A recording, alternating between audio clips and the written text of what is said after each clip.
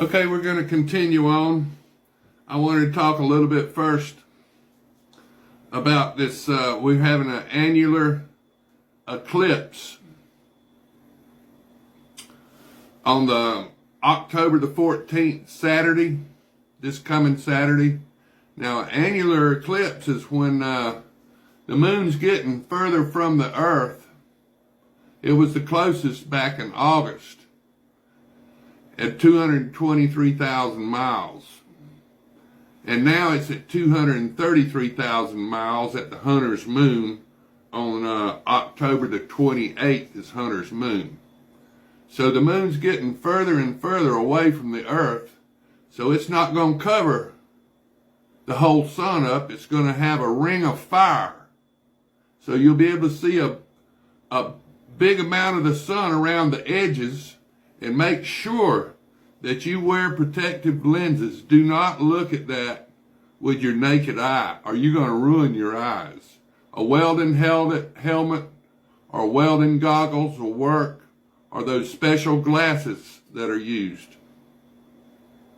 Now this eclipse will start up in Eugene, Oregon, and goes all the way down to Corpus Christi, Texas, and it'll be 100% down in Brazil, and it goes across Belize and the Yucatan Peninsula down there in Mexico.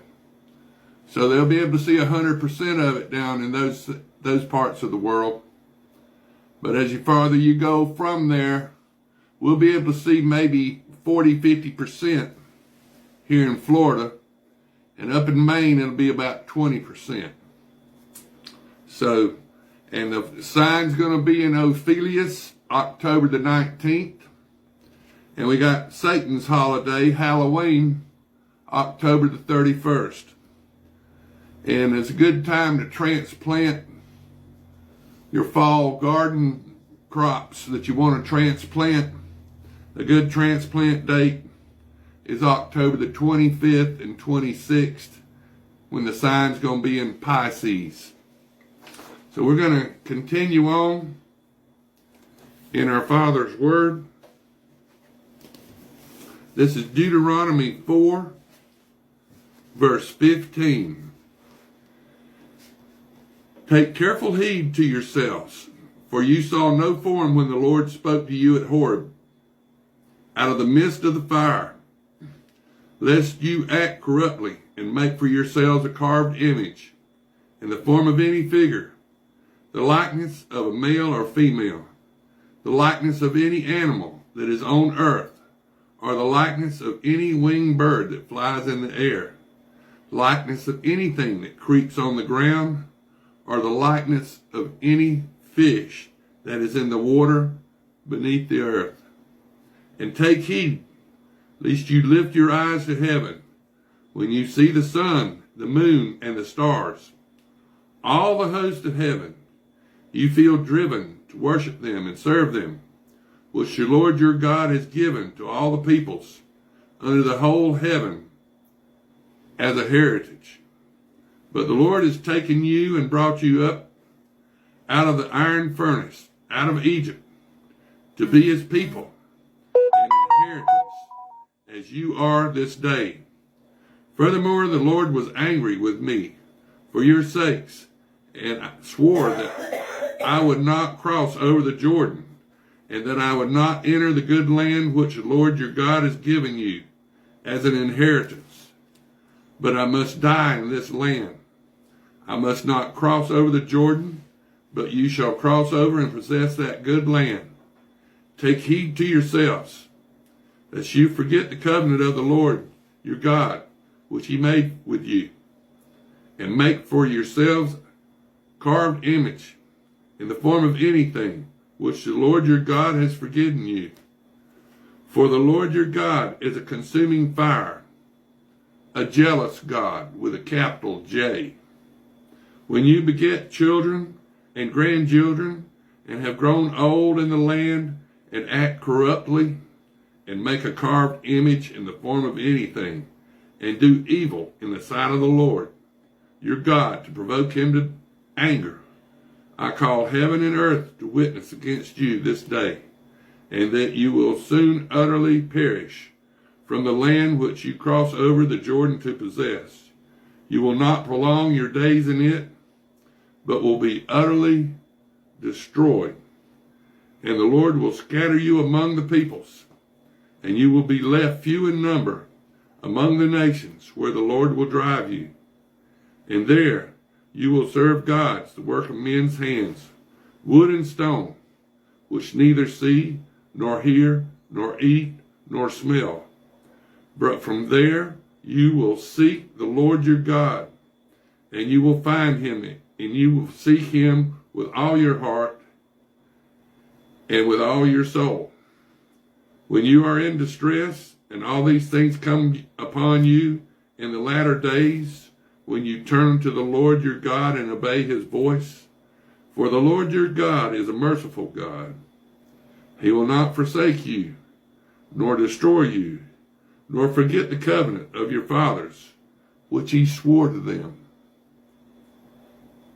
For ask now concerning the days that are past, which were before you, since the day that God created man on the earth, and asked from one end of heaven to the other, whether any great thing like this has happened, or anything like it has been heard. Did any people ever hear the voice of God speaking out of the midst of the fire, as you have heard and live? Or did God ever try to go and take for himself a nation from the midst of another nation, by trials, by signs, by wonders, by war, by a mighty hand and an outstretched arm, and by great terrors, according to all that the Lord your God did for you in Egypt before your eyes? To you it was shown that you might know that the Lord himself is God, and there is none other besides him. Out of heaven he let you hear his voice, that he might instruct you. On earth he showed you his great fire, and you heard his words out of the midst of the fire. And because he loved your fathers, therefore he chose their descendants after them, and he brought you out of Egypt with his presence, with his mighty power, driving out from before you nations greater and mightier than you, to bring you in, to give you their land as an inheritance, as it is this day. Therefore know this day, and consider it in your heart, that the Lord himself is God in heaven above and on the earth beneath. There is no other. You shall therefore keep his statutes and his commandments, which I command you today, that it may go well with you and with your children after you, that you may prolong your days in the land which the Lord your God is giving you for all time. Then Moses set apart 3 cities on this side of the Jordan, toward the rising of the sun, that the manslayer might flee there, who kills his neighbor unintentionally, without having hated him in the time past, and that by fleeing to one of these cities he might live. Bezer in the wilderness, on the plateau for the Reubenites, Ramoth in Gilead for the Gadites, and Golan in Bashan for the Manassites. Now this is the law which Moses set before the children of Israel. These are the testimonies, the statutes, and the judgments which Moses spoke to the children of Israel after they came out of Egypt. On this side of the Jordan, in the valley opposite Beth Peor, in the land of Sihon, king of the Amorites, who dwelt at Heshbon, whom Moses and the children of Israel defeated after they came out of Egypt. And they took possession of his land and the land of Og, king of Bashan. Bashan means fruitful. 2 kings of the Amorites, who were on this side of the Jordan, toward the rising of the sun, from Aurora, which is on the bank of the river Arnon, even to the Mount Sion, that